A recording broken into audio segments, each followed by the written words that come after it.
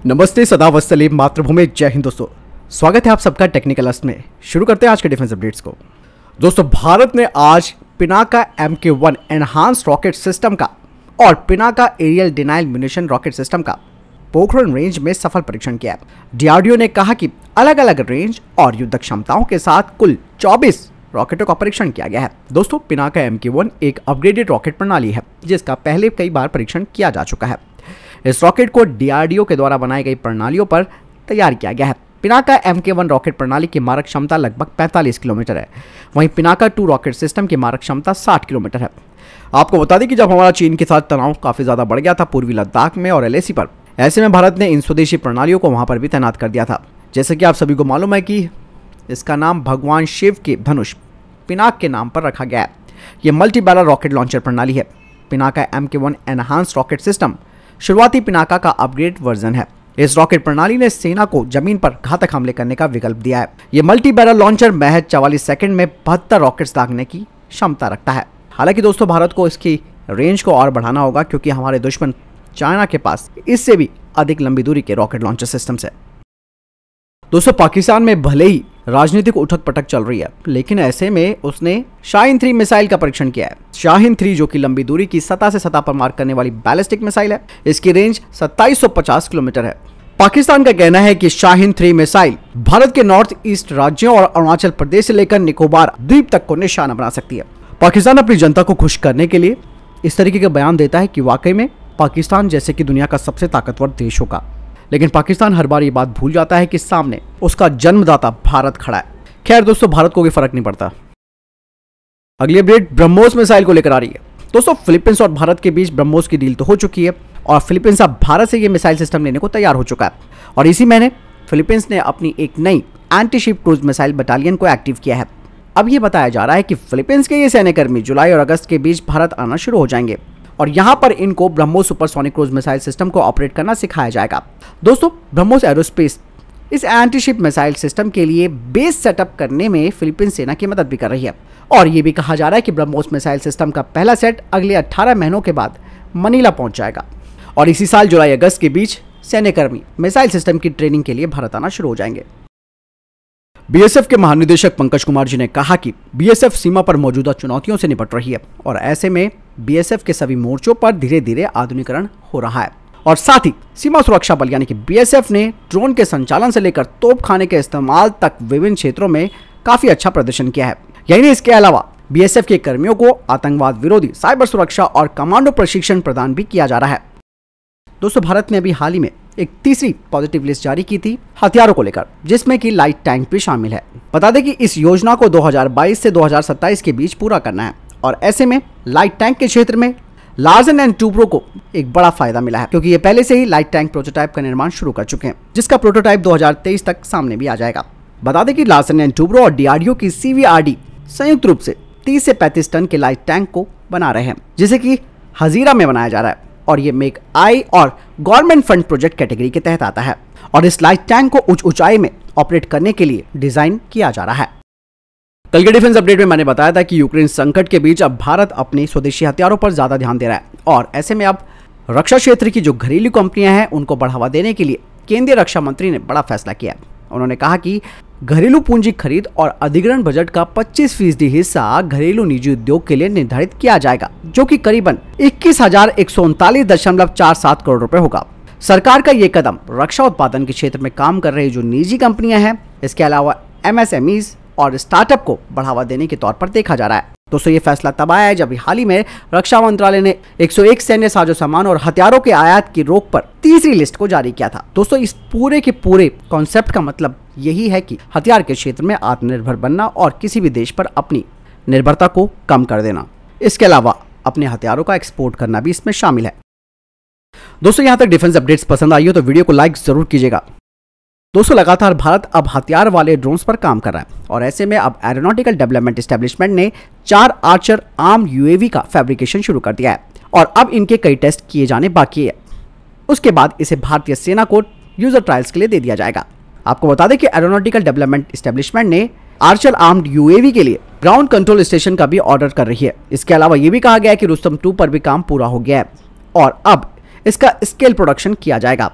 वहीं aeronautical development establishment ने high altitude long endurance की प्रोटोटाइप पर भी फैब्रिकेशन शुरू कर दिया है। अगली खबर भी दोस्तों डीआरडीओ से ही आ रही है। दोस्तों डीआरडीओ की naval science and technological laboratory ने high endurance autonomous under water vehicle के डिजाइन और डेवलपमेंट पर काम पूरा कर लिया है और अब इसके 3 लॉन्चर्स और रिकवरी सिस्टम के लिए टेंडर जारी किया है, जिसका इस्तेमाल इनकी रिकवरी और लॉन्च के लिए किया जाएगा। बता दें कि इनके जरिए इस high endurance autonomous under water vehicle का टेस्ट किया जाएगा।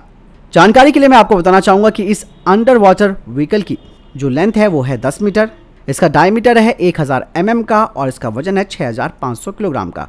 कहा जा रहा है कि इसके 14 और टेस्ट किए जाएंगे। भारत की निजी firm solar industry India limited ने 3 अलग अलग प्रकार के लॉइटरिंग म्यूनिशन का सफलतापूर्वक परीक्षण किया है हाई एल्टीट्यूड एरिया जैसे कि लद्दाख में। बता दें कि सोलर इंडस्ट्री इंडिया लिमिटेड ने इन लॉइटरिंग म्यूनिशंस को अपनी सहयोगी company motion autonomous private limited के साथ मिलकर बनाया। बता दें कि LMO-1 और LM-1 लॉइटरिंग म्यूनिशन ने अपने पूरे इंड्योरेंस के साथ, जो कि करीबन 60 मिनट का था, उसका सफल परीक्षण किया। इसके अलावा हेक्साकॉप्टर ने भी अपनी 30 मिनट की फ्लाइट, वो भी 4 किलो के वारहेड के साथ 4500 मीटर की ऊंचाई पर पूरी की। कहा जा रहा है कि इन सभी प्रोडक्ट्स में 80% स्वदेशी सामग्री का इस्तेमाल किया गया है। यानी दोस्तों आपको बता दें कि ये जो लॉइटरिंग म्यूनिशंस हैं वो आयात किए जाने वाले लॉइटरिंग म्यूनिशन से 40% सस्ते हैं। दोस्तों भारत श्रीलंका की मदद इसलिए कर रहा है कि बेचारा कुछ कर नहीं पा रहा है और अपनी आर्थिक स्थिति संभाल नहीं पा रहा, लेकिन दिक्कत तब होती है जब ये भारत से पंगे लेता है और ये पंगे आज से नहीं कई बार ये ले चुका है और खास करके हमारे जो मछुआरे हैं उनके साथ श्रीलंका के नौसैनिकों का हमेशा से गलत व्यवहार रहा है। बता दें कि अभी हाल ही में रामेश्वरम के करीब भारत के 12 मछुआरों को श्रीलंकाई नौसेना ने गिरफ्तार कर लिया। अब ये खबर आ रही है कि श्रीलंका की कोर्ट ने इनकी रिहाई के लिए 1-1 करोड़ रुपए की राशि तय की है और श्रीलंकाई अदालत की इस फैसले पर भारत ने भी ऐतराज जताया है और ये काम ये तब कर रहा है जब आर्थिक संकट यहाँ पर हो रखा है और उसके बावजूद यहाँ के जो श्रीलंका के लोग हैं वो भारत आना शुरू हो चुके हैं।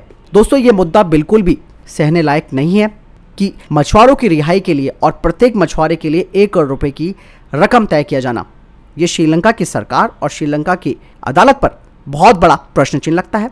ऐसे में ये कहा जा रहा है कि कैसे एक मछुआरा 1 करोड़ रुपए जुटा सकता है, अगर उसके पास ये रकम होती तो वो इस पेशे में आता ही क्यों। बता दें कि अभी भी करीबन 85 भारतीय नौकाएं श्रीलंका के कब्जे में और इसीलिए अब इससे सियासत भी गर्मा रही है। वहीं रामेश्वरम फिशरमैन एसोसिएशन के अध्यक्ष ने कहा कि भारत और श्रीलंका के मजबूत द्विपक्षीय संबंध है और इसके बाद भी हम ये देखते हैं कि श्रीलंका के अलावा कोई दूसरा देश नहीं है जो आजीविका के लिए संघर्ष कर रहे मछुआरों के साथ ऐसा व्यवहार कर सकता है। दोस्तों ये मुद्दा अब कोई छोटा मुद्दा नहीं रह गया। इनके भी मछुआरे कई बार आते हैं, हम उनको छोड़ देते हैं, लेकिन कभी भी इतना मोटा जुर्माना और इतनी भारी भरकम राशि एक मछुआरे से अदा करना, ये कहाँ का न्याय है। और दूसरी बात यही है कि ठीक ही कहा गया है कि अगर उनकी 1-1 करोड़ रुपए की हैसियत होती तो वो इस प्रोफेशन में नहीं आते। तो ऐसे में भारत सरकार को स्ट्रिक्टली वार्न करना चाहिए, वहाँ की अदालत को भी, कि अगर आपने हमारे मछुआरे बिना शर्त नहीं छोड़े तो भारत कार्रवाई करेगा और यही नहीं, जितना भी इनकी सहायता कर रहे हैं वो सबसे हाथ वापस खींच लेगा। आपको क्या लगता है दोस्तों इस मुद्दे के बारे में? गंभीर मुद्दा तो है लेकिन इसको उठाना जरूर है। कमेंट सेक्शन में लिखकर जरूर बताएं। दोस्तों PSLV बनाने का ठेका अब HAL और L&T को मिला है। 824 करोड़ रुपए की बोली के साथ हिंदुस्तान एरोनॉटिक्स लिमिटेड और लार्सन एंड टूब्रो पहली बाहरी कंपनी होगी जो प्रक्षेपण यान का निर्माण करेगी। ये कंपनियां 5 PSLV बनाएंगी। इससे PSLV और JSLV जैसे अन्य रॉकेटों के व्यवसायीकरण का मार्ग भी खुल जाएगा। HAL के अध्यक्ष और प्रबंधन निदेशक R माधवन जी ने कहा कि हम इस बोली को जीत गए हैं और अब 5 PSLV के लिए अनुबंध हो गया है, जबकि HAL इसका प्रमुख भागीदार होगा। काम L&T के साथ समान रूप से साझा किया जाएगा। साथ ही उन्होंने कहा कि इससे इसरो को काफी मदद मिलेगी। दोस्तों भारतीय स्टार्टअप पिक्सेल्स के बारे में तो आप सब जानते हैं। इन्होंने भारत में निर्मित एक सैटेलाइट शकुंतला को हाल ही में एलन मस्क के SpaceX के द्वारा कक्षा में लॉन्च किया था, यानी कि प्रक्षेपण विदेशी रॉकेट से किया गया था और इस 15 किलो वजन वाले सैटेलाइट को भारत में डिजाइन और निर्मित किया गया था। हालांकि पिक्सेल के द्वारा बनाए गए अगले सैटेलाइट का पहले से ही इसरो की सुविधा में परीक्षण किया जा चुका है और इसरो के PSLV रॉकेट के जरिए इसे लॉन्च किया जाएगा। पिक्सेल के CEO ने कहा कि उनका पहला सैटेलाइट शकुंतला जिसने कि विदेशी सुविधा का इस्तेमाल किया था, जबकि आनंद और अन्य सैटेलाइट जो पाइपलाइन में है उनका निर्माण और परीक्षण भारत में ही किया जाना है। साथ ही उन्होंने कहा कि वर्तमान में हम 60% भारतीय कंपोनेंट्स का इस्तेमाल करते हैं, जबकि 40% विदेशी कंपोनेंट्स का इस्तेमाल कर रहे हैं और हमारे आयात में यानी कि जो हम लोग इंपोर्ट कर रहे हैं उनमें सोलर पैनल, बैटरी और रिएक्शन व्हील शामिल है। अगली खबर भी दोस्तों इसरो को लेकर आ रही है। दोस्तों इसरो इस साल की दूसरी तिमाही में स्मॉल सैटेलाइट लॉन्च व्हीकल यानी कि SSLV के जरिए अर्थ ऑब्जर्वेशन सैटेलाइट 02 को लॉन्च करेगा। दोस्तों SSLV के सफलतापूर्वक लॉन्च होने के बाद भारत के पास कई संभावनाएं हो जाएंगी कमर्शियल सैटेलाइट्स को यानी कि वाणिज्यिक उपग्रहों को लो अर्थ ऑर्बिट में पहुंचाने के लिए। बता दें कि SSLV 500 किलोमीटर की प्लानर कक्षा में 500 किलोग्राम की पेलोड क्षमता प्रदान करेगा। तो दोस्तों ये थे अभी तक के टॉप डिफेंस और स्पेस अपडेट्स। वीडियो के संबंध में कोई प्रश्न जवाब या आपका कोई सवाल है कमेंट सेक्शन में लिखकर जरूर पूछ सकते हैं। मिलता हूं नई वीडियो के साथ। चैनल सब्सक्राइब करना ना भूलिएगा। जय हिंद, वंदे मातरम।